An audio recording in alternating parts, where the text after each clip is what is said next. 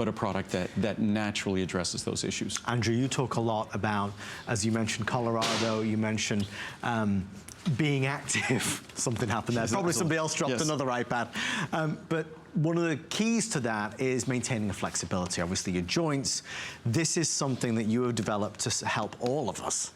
Well, glucosamine and chondroitin, we've been doing glucosamine and chondroitin since 1979, long before any other company was doing so. Gosh. And the key to doing it, obviously there's now hundreds, if not thousands, there's obviously thousands of glucosamine and chondroitin, probably tens of thousands out there. Again, most of them not made by the company that's selling them, made by contract manufacturers. And the moment you get into that world of contract manufacture, what generally happens, people are just trying to make the cheapest product possible. So they reach for something called glucosamine hydrochloride, which is a cheaper form of glucosamine, but it's not the form of glucosamine that follows the science. So the most important attribute or aspect of a glucosamine product is the proper form, the sulfate form. Most chondroitin is the sodium salt, not good if you're watching your blood pressure and sodium intake. Also, glucosamine hydrochloride, hydrochloride is hydrochloric acid. It could increase acidity. Most of us don't want to be consuming something that's increasing acidity, especially when you put it in a tableted form. That can be hard to swallow and disintegrate slowly.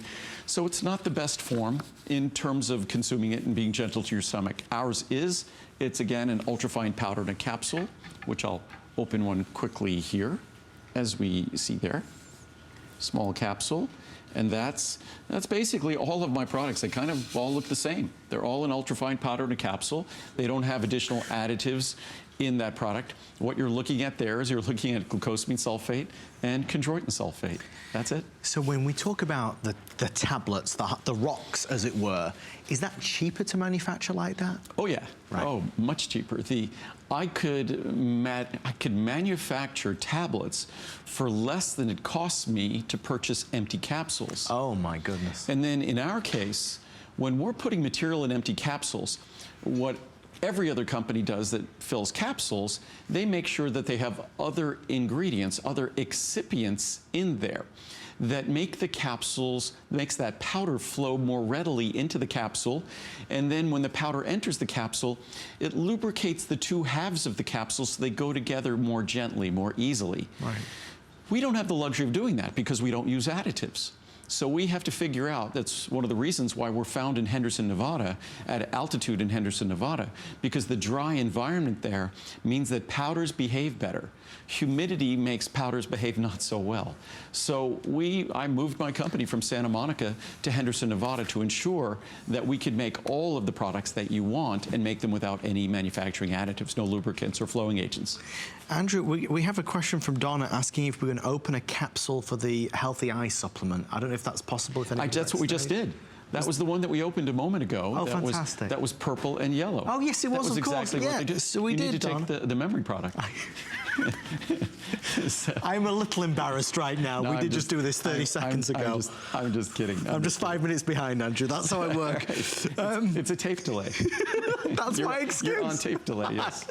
Jen says, Jen talks about how all your caps can be opened except the omegas, correct? Yes, the omega. Well, you could open the omegas. I mean, just as some folks will open the phytoceramides capsule. Right. The phytoceramides phytoceramides work internally by moisturizing. That's how they work in our skin, but they have an emollient effect on the outside. Just as some people will open our vitamin E, our tocotrienol capsule, if they say get a burn on their skin or something like that. You could open it, you could prick it with a pin, then you could squeeze the capsule and a little bit of the contents will flow out. Also, someone was asking, because the phytoceramides are derived from wheat, they're asking how could it possibly be gluten-free? Right. And that's very easily. You just make sure that you're not using the fraction of the wheat that contains gluten.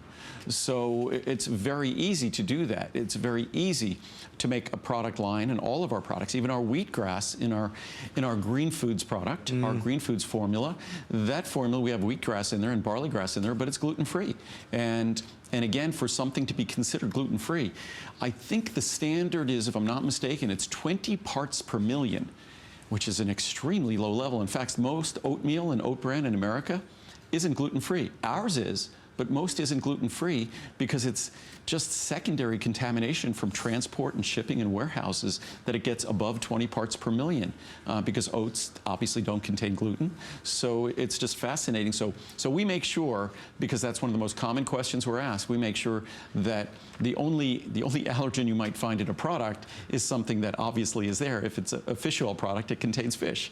It's derived from fish. So there's absolutely no gluten in any of the products I make. We're going to head over this way to our next item. Andrew, you mentioned turmeric. I'm sorry, no, you didn't. Not yet.